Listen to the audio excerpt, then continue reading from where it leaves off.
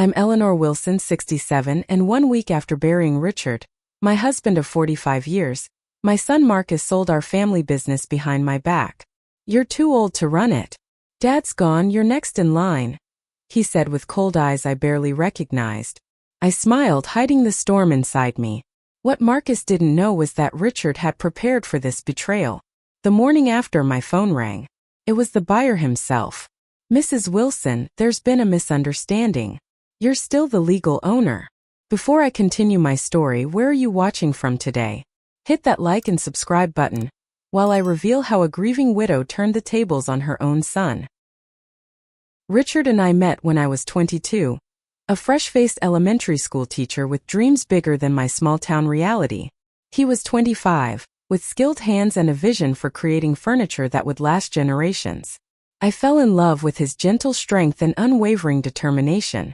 When we married, I had no idea we would build not just a family, but a legacy known throughout the Northeast as Wilson's Custom Furniture.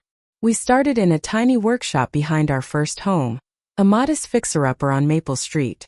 Richard would work late into the night, the rhythmic sound of his sanding and hammering lulling me to sleep. I kept teaching during those early years, my salary keeping us afloat while the business found its footing. Weekends and summers were spent learning the books, connecting with potential clients, and slowly building our reputation for quality craftsmanship.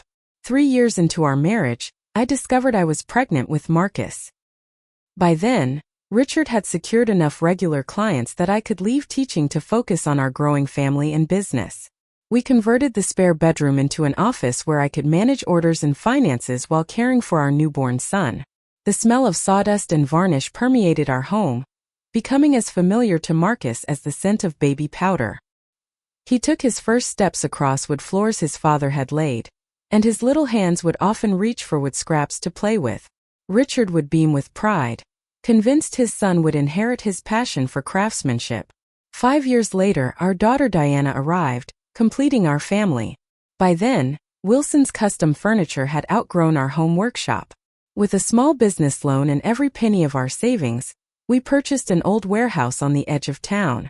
Richard transformed it into a spacious workshop with a small showroom at the front. The business evolved as our children grew. I developed systems for tracking inventory, managing client relationships, and handling the growing number of employees we needed. Richard focused on what he loved most, designing and crafting pieces that would become heirlooms. His dining tables, rocking chairs, and bedroom sets became sought after throughout the state, each bearing his signature dovetail joints and hand-rubbed finishes. Marcus showed early promise with numbers, calculating costs and profits in his head before he was 10.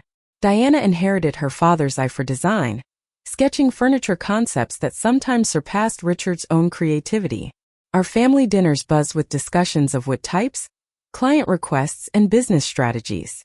As the years passed, Wilson's Custom Furniture became more than just our livelihood. It was our heart and soul. The warehouse expanded twice more to accommodate growing demand. We hired skilled craftspeople who became like extended family. Frank, who Richard trained from apprentice to master woodworker over 20 years. Judith, whose upholstery work transformed good furniture into extraordinary pieces. And Samuel, whose finishing techniques matched even Richard's exacting standards. When Marcus graduated with his business degree, we assumed he would join us full-time. Instead, he took a corporate job in Boston, visiting only on holidays and occasional weekends. He would scrutinize our books during these visits, suggesting modernizations and efficiencies that seemed to miss the point of our handcrafted approach. Still, Richard held on to hope that Marcus would eventually return to carry on the family tradition. Diana studied law and settled 3 states away, but she remained connected to the business, handling our legal matters pro bono and visiting more frequently than her brother. Unlike Marcus, she would spend hours in the workshop with Richard, absorbing his techniques and wisdom. Last year, Richard's health began to decline. His heart, which had poured so much love into our family and business, was failing him. During quiet evenings, as his energy waned, he would hold my hand and make me promise to keep the business in the family. "Eleanor," he'd say, his voice growing weaker by the month, "this business is our legacy. The designs, the techniques, the relationships we've built. They shouldn't go to strangers." Promise me you'll keep it alive. I promised, of course. How could I not? 45 years of our lives were embedded in those walls, that workshop, those pieces of furniture that would outlive us both. What I didn't know then was how quickly that promise would be tested, or that the threat would come from within our own family. Richard passed away on a Tuesday morning in early spring. The cherry trees he loved were just beginning to bloom outside our bedroom window. I was holding his hand when he took his final breath, peaceful, at home, surrounded by photos of our life together and miniature models of his favorite furniture designs. The doctor had warned me it was coming, but nothing prepares you for that moment. The sudden absence, the silence that follows, the strange emptiness of a house that still holds all the same furniture, but feels fundamentally altered. I called Diana first.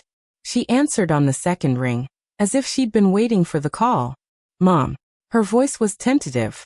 He's gone, sweetheart, was all I could manage. She cried openly, promised to be on the next flight, and asked if I'd called Marcus yet. I hadn't. Diana offered to do it for me, but I knew that responsibility was mine. Marcus answered with background noise of an office. Phones ringing, distant conversations. Dad's gone, I said, the words still foreign on my tongue. His response was measured, controlled. I see. I'll make arrangements to come home. Have you contacted the funeral home? No tears. No break in his voice. Just practicality that felt jarring against my raw grief. Within hours, Marcus had arrived and taken charge with an efficiency that should have been comforting but somehow wasn't. He contacted the funeral home, began organizing the service, and set up a system for receiving condolence calls. Diana arrived the following day, her eyes red and swollen, and pulled me into an embrace that finally allowed me to cry without restraint. The funeral home was Richard's choice. He'd made his wishes clear months earlier. He wanted something simple. His body displayed in a casket he designed himself during his final months, a service with his favorite classical music, and burial in the cemetery where generations of his family rested. The community response was overwhelming.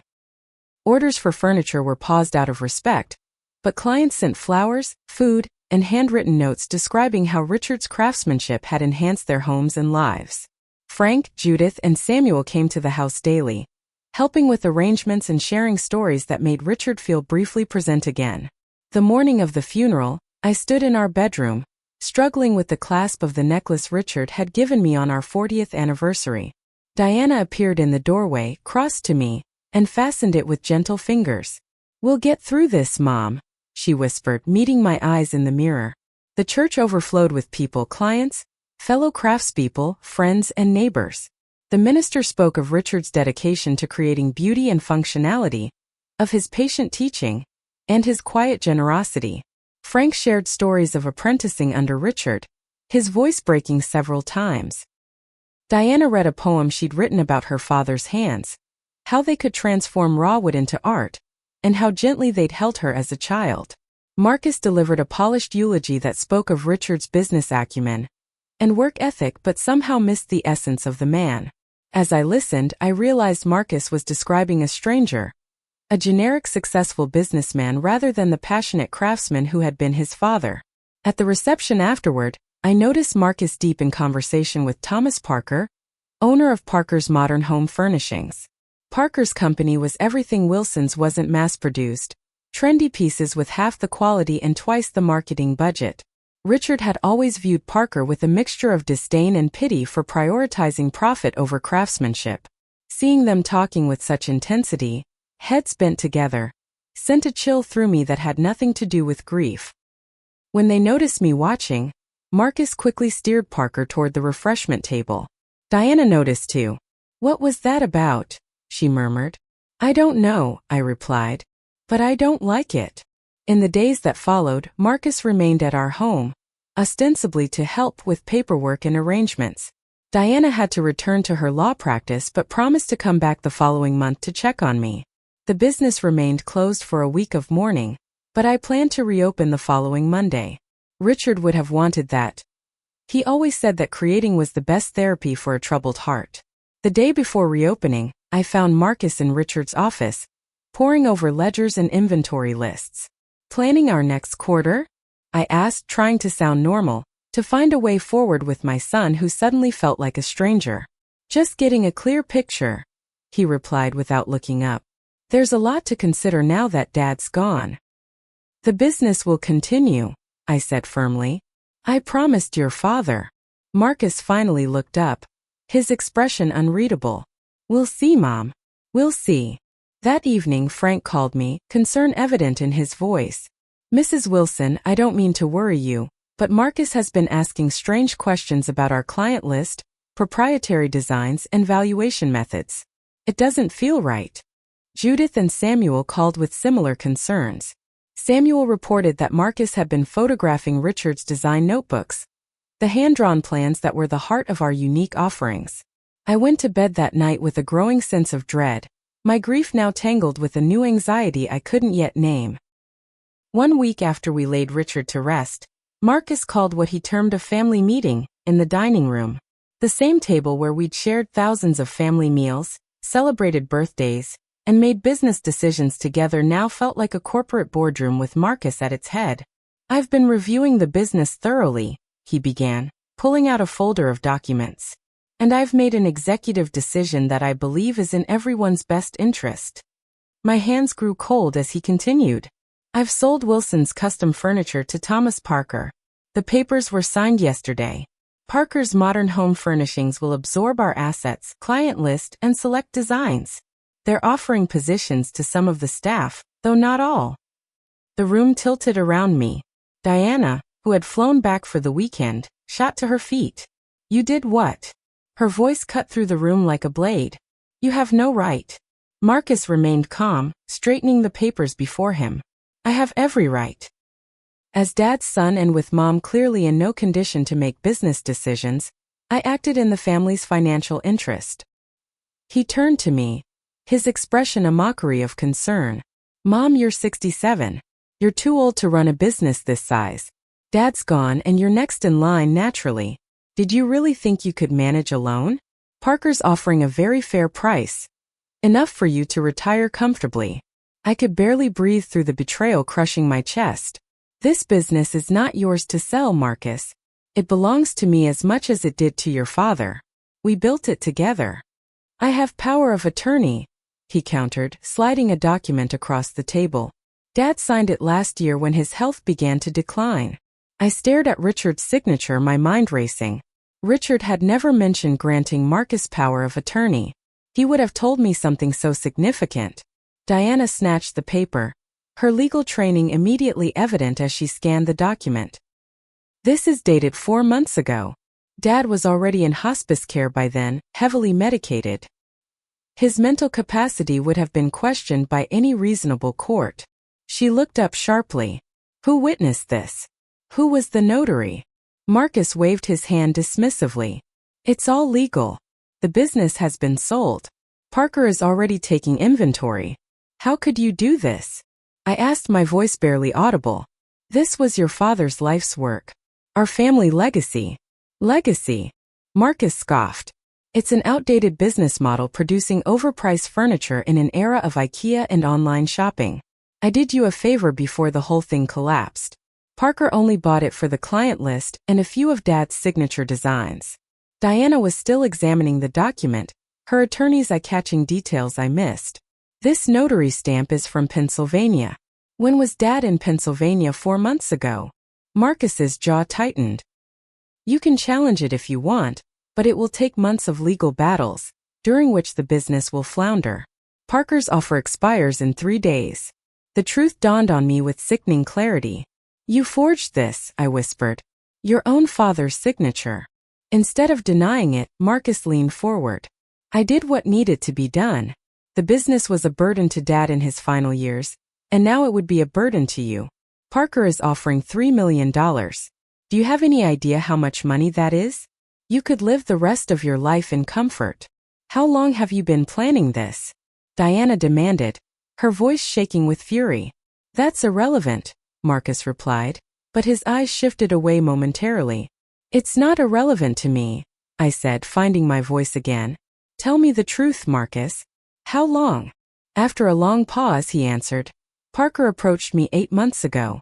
We've been in discussions since then. While your father was dying, I clarified, the pain of this betrayal somehow sharper than my grief. While he was fighting to live, you were selling his dream out from under him. Business is business, Mom, Marcus replied coldly. Parker is also offering me a position as regional director for his East Coast operations. A considerable step up from running a small-town furniture shop. So that's what this is really about, Diana said. Your career advancement. It's about being practical, Marcus countered. The money from the sale goes to Mom. Everyone wins. Except Dad, Diana shot back. And every employee who poured their heart into this business. And every future customer who would have owned a piece of authentic Wilson craftsmanship. I sat silently as they argued, a strange calm settling over me. I'd thought nothing could hurt more than losing Richard, but watching our son dismantle everything we'd built together came frighteningly close. The papers are signed, Marcus repeated with finality. Parker's team starts the transition tomorrow. I've already informed the staff. That snapped me out of my shock.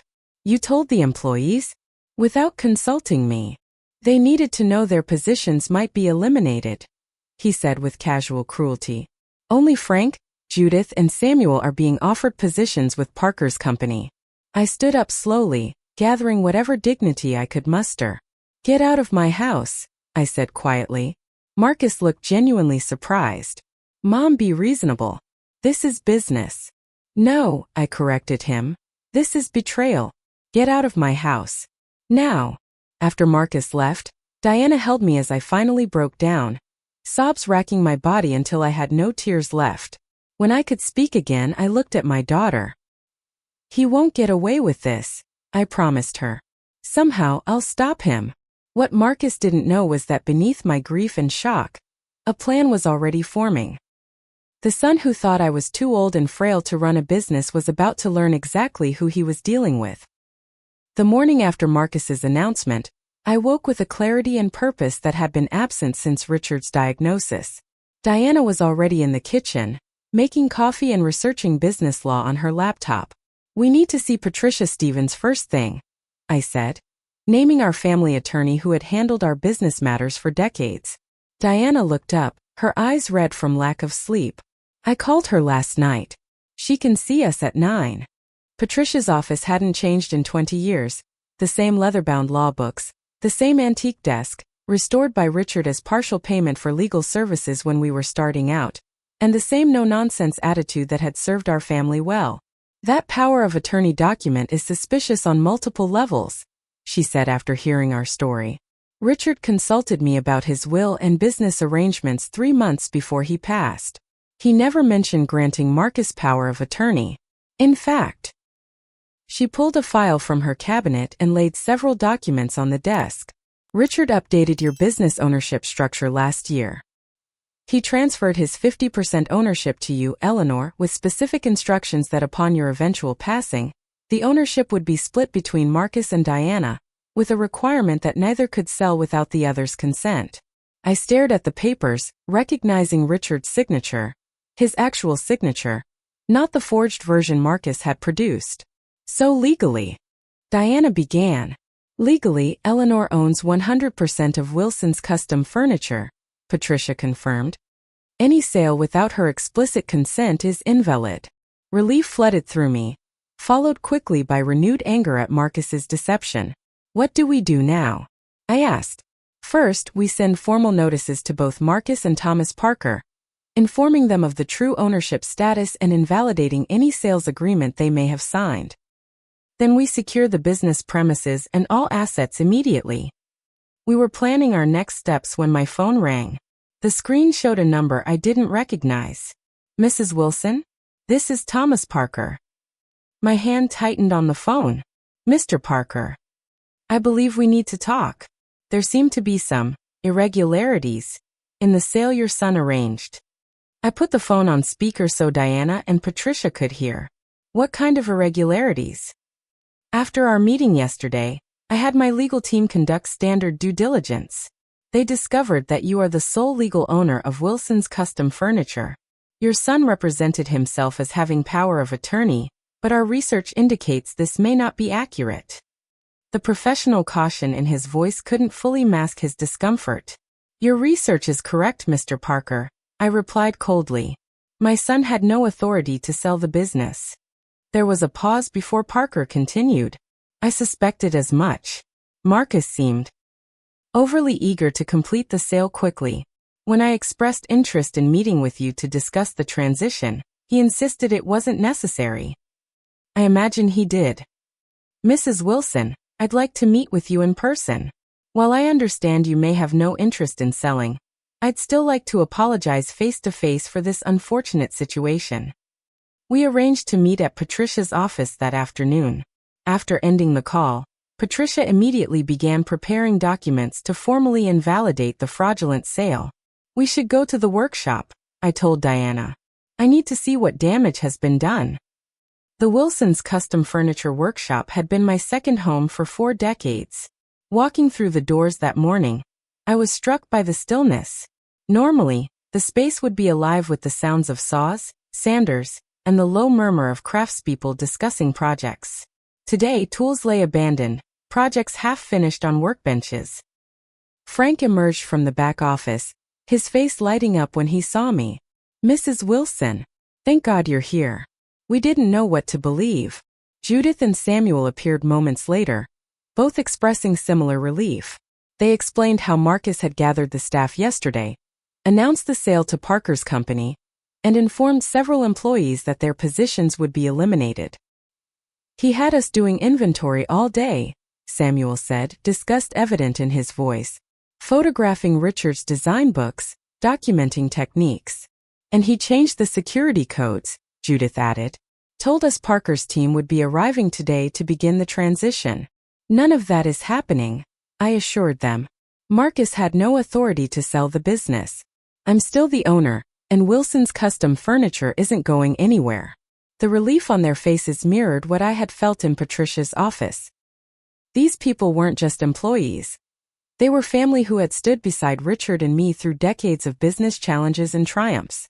While Diana explained the legal situation to the staff, I made my way to Richard's private office at the back of the workshop. It had remained largely untouched since his health had forced him to work from home. Dust had settled on the drafting table where he'd designed countless pieces. His favorite coffee mug still sat beside it. I sank into his chair, running my hands over the worn leather armrest shaped by years of his presence. The grief I'd been holding at bay rushed back, but alongside it came a sense of Richard's strength. He had built this business from nothing. He had prepared for its future, even as his own was slipping away. He would expect me to fight for it. Opening his desk drawer, I found his leather-bound sketchbook, the latest in a series stretching back decades. Flipping through the pages, I found his final designs, notes in his increasingly shaky handwriting detailing dimensions and joinery techniques. Between the last completed sketch and the blank pages at the back, I discovered an envelope with my name written in Richard's hand. Inside was a letter dated just weeks before his death. "My dearest Eleanor," it began. "If you're reading this, I'm gone, and you've found yourself in a battle I hoped would never come. I've watched our son change over the years, his values shifting from craftsmanship to profit. I've seen how he looks at the business, not as our legacy but as an asset to be liquidated. I fear that in my absence he may try to convince you to sell. Don't let him. What we built together is worth more than money. It's worth more than convenience or an easy retirement. It's our heart and soul made manifest in wood and dedication.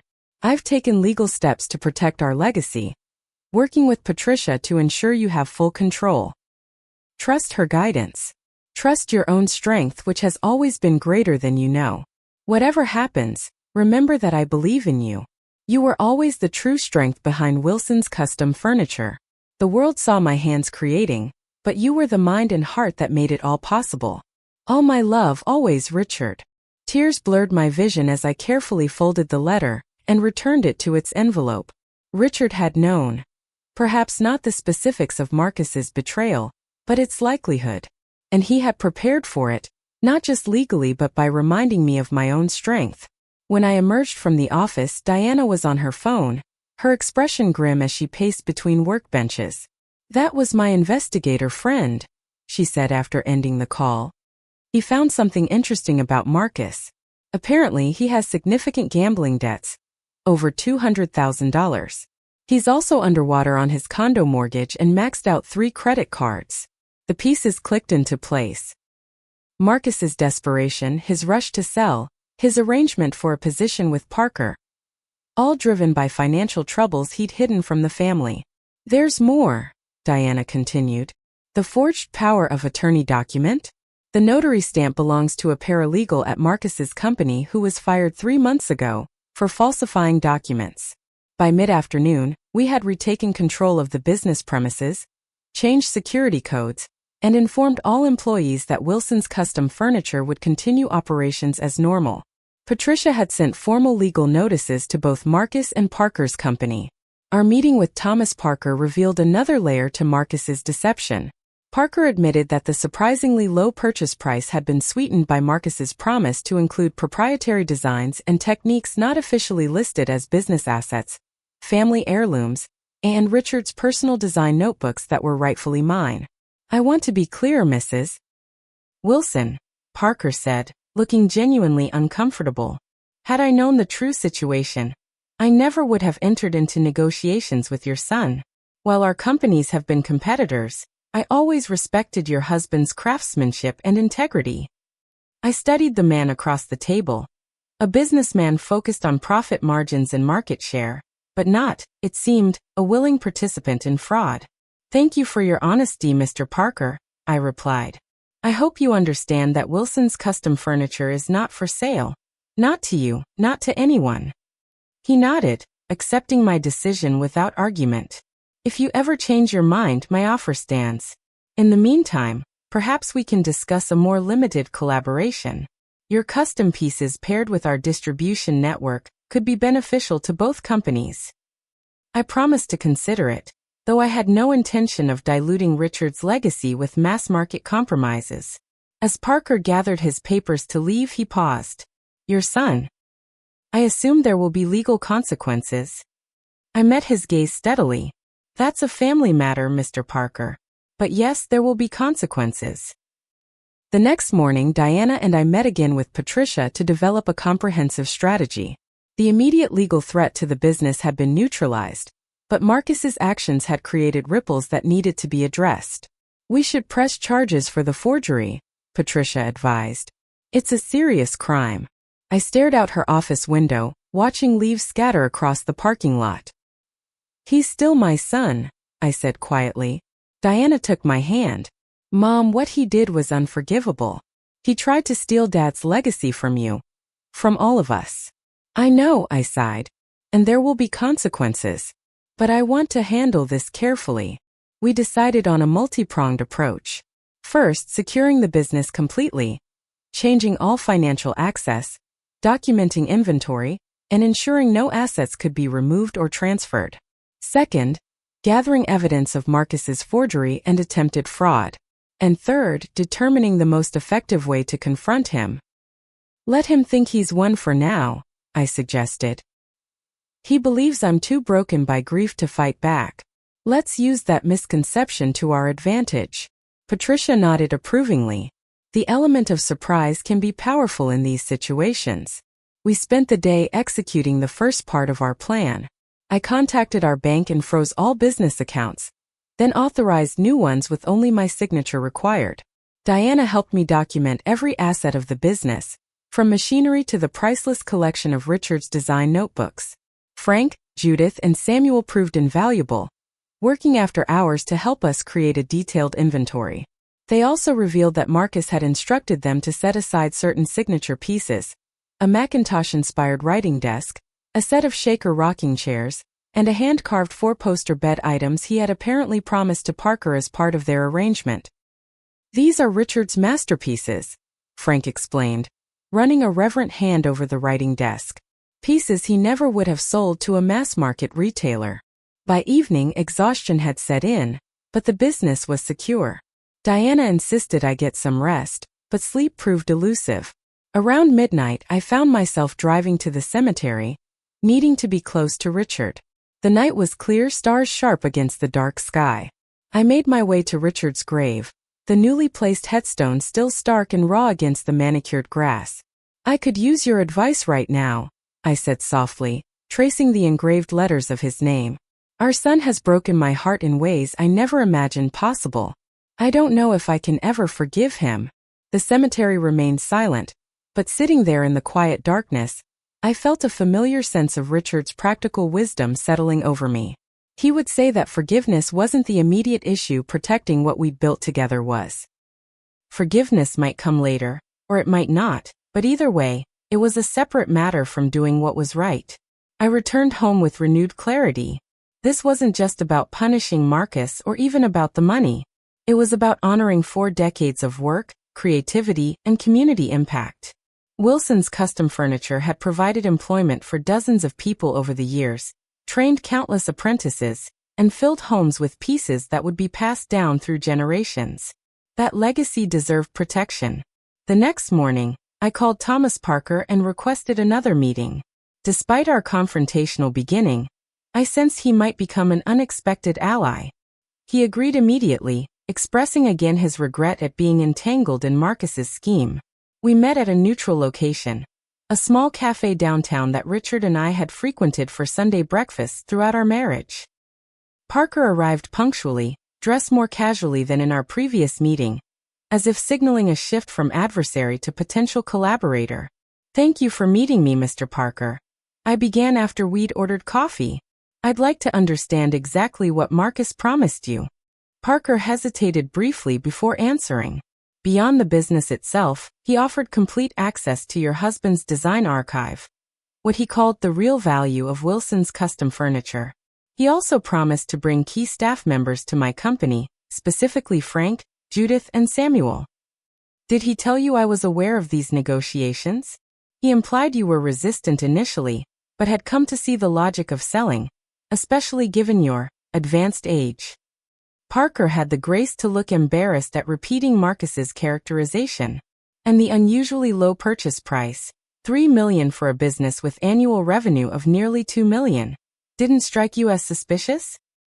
Parker shifted uncomfortably. He presented it as a quick, clean transaction. No haggling, no extended due diligence. Given the personal items he was including, items not technically on the company books, the price seemed fair. I nodded slowly, piecing together the full extent of Marcus's scheme. "Mr. Parker, would you be willing to help me correct this situation?" He raised an eyebrow. "What did you have in mind?" "Marcus believes the sale is proceeding.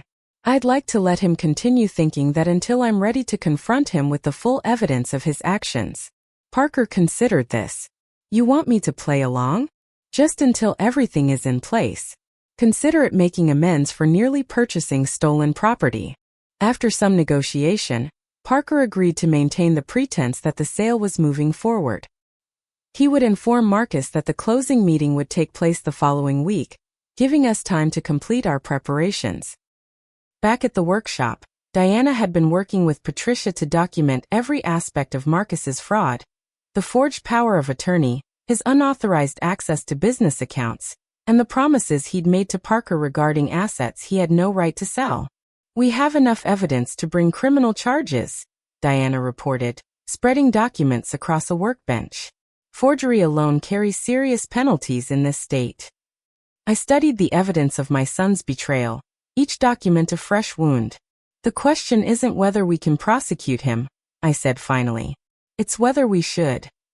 Diana looked surprised. "After what he did?" "Mom, he tried to steal everything you and Dad built." "I know," I replied.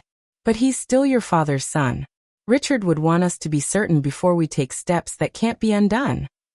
That evening, we gathered Frank, Judith, and Samuel to discuss the confrontation I was planning. All 3 had worked with Richard for decades, becoming as much family as employees. Their input would be valuable, and their presence at the confrontation would carry weight. "Marcus never understood what this business really is," Frank said, his normally quiet voice firm with conviction. "He saw the profits but missed the purpose." Judith nodded. "Richard wasn't just building furniture. He was building a community, teaching skills that would otherwise be lost."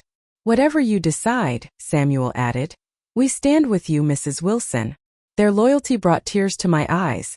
The first tears since finding Richard's letter that felt healing rather than devastating. I wasn't alone in this fight. I had my daughter, loyal employees, and in some intangible but powerful way, Richard's continued guidance. The plan that emerged was straightforward in concept but complex in execution. We would allow Marcus to believe the sale was proceeding to closing.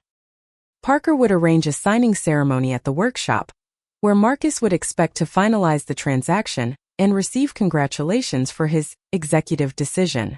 Instead, he would face the consequences of his actions, with all the key players present as witnesses. The day before our planned confrontation, Diana discovered one final, damning piece of evidence. Marcus had not only forged the power of attorney document, but had actually embezzled nearly $50,000 from the business over the past year, using a clever accounting scheme to siphon small amounts that wouldn't be immediately noticed. "This changes things," Patricia said gravely when Diana presented her findings. "Embezzlement crosses a line that even a mother might find difficult to forgive." I spent that night sleepless again, wrestling with the decisions before me. By morning I knew what I had to do. It wouldn't be easy, but nothing about this situation was. As the sun rose on the day of confrontation, I felt strangely calm.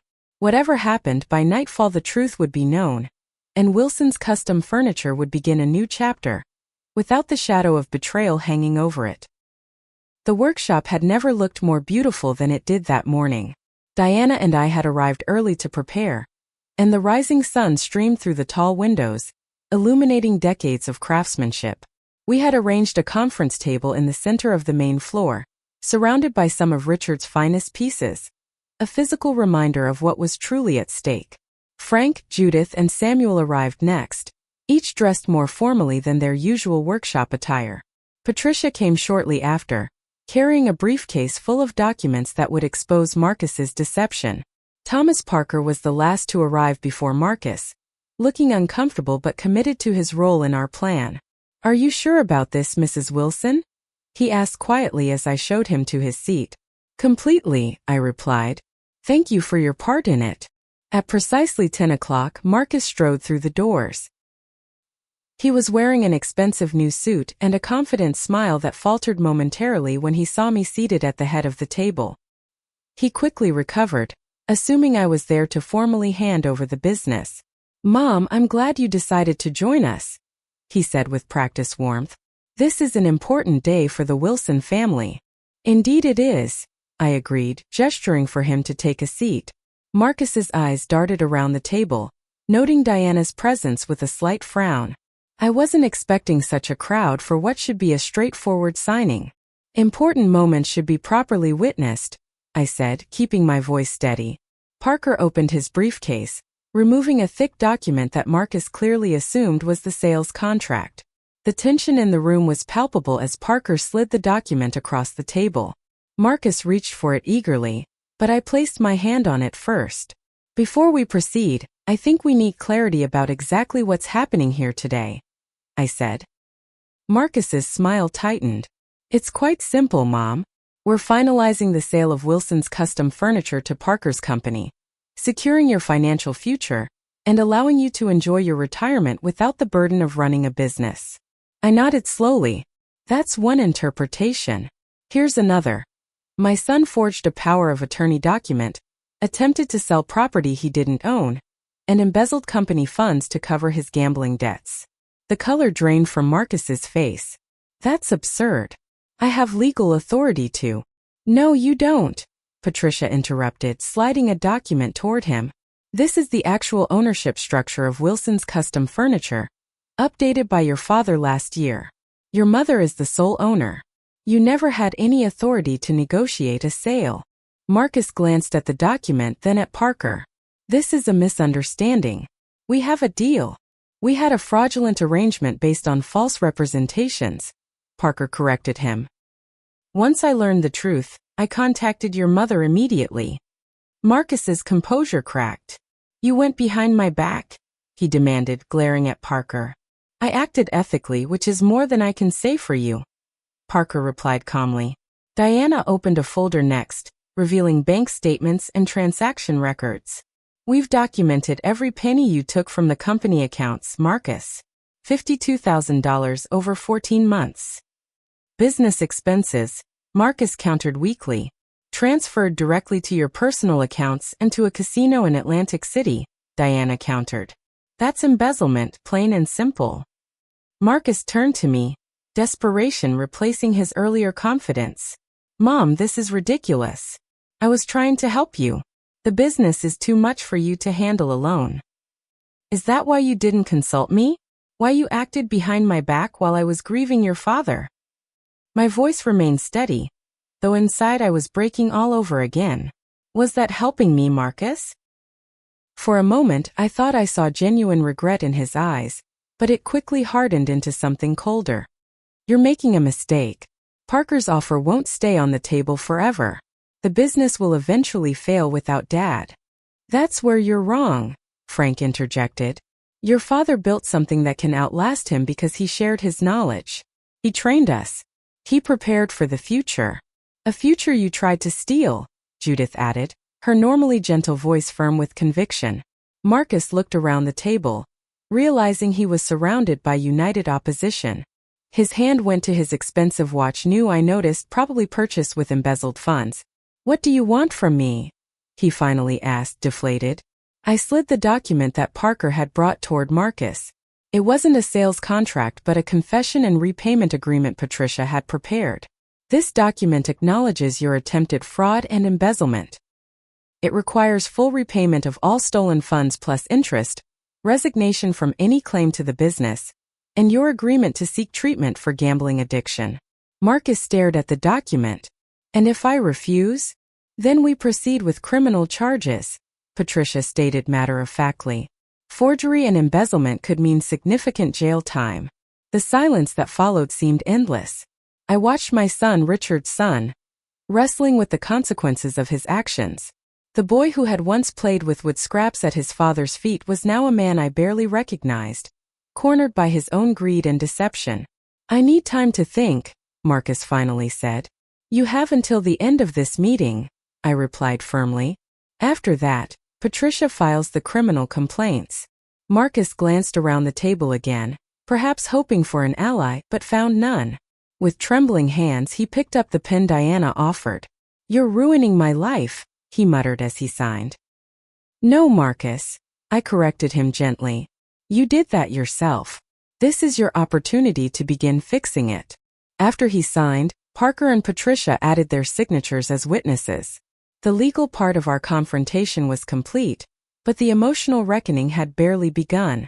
What happens now? Marcus asked, suddenly looking very young and lost. You begin repaying what you took, I said. You get help for your gambling. And maybe someday you earn back our trust. Marcus nodded numbly. His earlier arrogance completely evaporated. I never meant. It wasn't supposed to. Save it, Diana interrupted. Your actions speak louder than any explanation you could offer. As Marcus gathered his things to leave, I called his name one last time. He turned, eyes hollow with defeat. Your father loved you, Marcus. Despite everything, he never gave up hope that you would find your way back to what really matters. A flash of pain crossed his face, the first genuine emotion I'd seen from him since Richard's funeral. Without another word, he walked out of the workshop. The silence after his departure was heavy with unresolved emotion. Parker was the first to speak. Mrs. Wilson, I admire how you handled this. Many would have pursued harsher consequences. The story isn't over, I replied. Marcus's actions will have consequences for years to come, for him and for all of us. After Parker left, Diana, Patricia, and the workshop staff gathered around me in a loose circle of support. Are you okay, Mom? Diana asked gently. I considered the question seriously before answering. No, not yet. But I will be. We all will be. And for the first time since Richard's death, I truly believed it. 6 months passed in a blur of activity. The confrontation with Marcus had been painful but necessary, clearing the way for Wilson's custom furniture to move forward without the shadow of betrayal hanging over it. The business not only survived but thrived under a new collaborative leadership approach. Diana made the surprising decision to leave her law practice and move back home, bringing her legal expertise to the business full-time. Dad always said I had his eye for design, she told me. Maybe it's time to find out if he was right. Frank stepped up as workshop manager, overseeing production with the same meticulous attention to detail Richard had always demanded. Judith and Samuel expanded their roles as well, taking on apprentices to ensure their specialized skills would continue into the next generation. As for me, I found a new purpose in guiding the business's vision while allowing others to handle day-to-day operations. Richard had always been the face of Wilson's custom furniture, but I discovered I had my own voice and ideas to contribute. We made careful updates to the business, finding the balance between honoring tradition and embracing necessary change. A new website showcased our craftsmanship to a wider audience. A modest showroom expansion allowed more customers to experience the quality of our work firsthand. We even collaborated with a local community college to establish a woodworking program that would ensure traditional techniques weren't lost to time. Through it all, Richard's presence remained palpable in the workshop, in the tools worn smooth by decades of his hands, in the techniques passed to apprentices, in the incomplete sketches we sometimes discovered tucked into unexpected places. Marcus was a more complicated presence in our lives. True to his signed agreement, he entered treatment for gambling addiction and began making monthly restitution payments. Our relationship remained strained, limited to brief phone calls and occasional progress updates from his therapist. The breach of trust had been too severe for quick forgiveness, but I left the door open for eventual reconciliation. He made terrible choices, I explained to Diana during one of our conversations about her brother, but he's still family. Your father would want us to leave room for redemption. Diana struggled more than I did with the possibility of forgiving Marcus. He betrayed everything Dad stood for, she would remind me. But as months passed, even her anger began to soften around the edges. Thomas Parker surprisingly became something of an ally. Though Wilson's custom furniture remained independent, we developed a limited partnership where Parker's company would exclusively feature a small collection of our pieces in their showrooms across the country, introducing our craftsmanship to markets we couldn't otherwise reach. Richard would have hated this arrangement, I admitted to Diana after signing the agreement with Parker. She smiled. Maybe at first. But Dad was always practical beneath his idealism. He would have seen the wisdom in it eventually. One crisp autumn morning, almost exactly 6 months after our confrontation with Marcus, I arrived at the workshop early. The maple trees outside were turning brilliant shades of orange and red, reminiscent of the exotic woods Richard had loved working with. I unlocked the doors, breathing in the familiar sense of wood, varnish, and possibility. On Richard's old desk, now mine, I had placed a framed photo of him standing proudly beside the first piece of furniture he ever sold, a simple but beautifully crafted coffee table. His hands were still rough from labor, his smile tentative with the newness of success. Beside this, I'd placed a more recent photo. The entire workshop team gathered around the massive dining table we'd created for the governor's mansion last year, Richard seated in the center, thin from illness but beaming with pride. The journey between those two moments represented a lifetime of dedication, creativity, and love, not just for the craft, but for the family and community that had grown around it. Later that day, after the workshop closed, I drove to the cemetery. It had become a monthly ritual, these quiet conversations with Richard. The headstone no longer looked raw and new but had settled into the landscape, much as my grief had settled into a more manageable companion to my daily life. I placed a small wooden box on his grave, a miniature replica of the hope chest he'd made for me when we were first married. Inside, I tucked a note detailing all that had happened with the business, with Marcus, with our ongoing efforts to preserve his legacy. "We're doing okay, my love," I said softly. "The business is strong. Diana has your eye for design and your stubborn perfectionism. The new apprentices are learning your techniques. Nothing has been lost." A gentle breeze rustled the nearby trees, sending a shower of autumn leaves spiraling to the ground. I watched them dance in the air, remembering how Richard would collect the most vibrantly colored ones to press between book pages as inspiration for his wood stains. "I miss you every day," I continued. "But I'm finding my way. We all are." As I drove home, I reflected on everything the past year had taught me. Grief had shown me depths of pain I never knew existed, but also heights of strength I never knew I possessed. Betrayal had broken my heart, but also forced me to rebuild it stronger. Age, which Marcus had dismissed as a weakness, had proven to be my greatest asset, providing the wisdom and perspective to navigate the most challenging chapter of my life. The house felt different now with Diana living in it again. Livelier, filled with purpose and forward motion. We were planning a special event to mark the first anniversary of Richard's passing.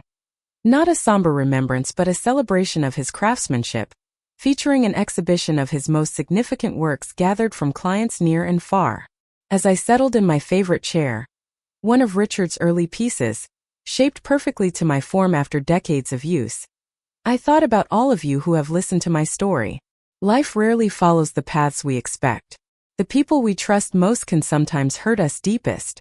The strengths we need often remain hidden until circumstances force them to surface. If there's one lesson I hope you take from my experience, it's this: never underestimate yourself. The same hands that can be gentle enough to comfort a child or caress a loved one can also be strong enough to rebuild a shattered life. The heart that breaks completely can still find its way to wholeness again, perhaps with a few beautiful scars that make it uniquely yours. What unexpected strengths have you discovered in yourself during difficult times? Has someone ever underestimated you, only to be surprised by your resilience? I'd love to hear your stories in the comments below. And if this journey of loss, betrayal, and renewal has touched you in any way, please like, subscribe, and share it with someone who might need to be reminded of their own strength today. Thank you for walking this path with me. Like the furniture my Richard created, the most meaningful stories are those that endure, that find new purpose with each retelling, and that connect us across time and circumstance. I'm grateful to have shared mine with you.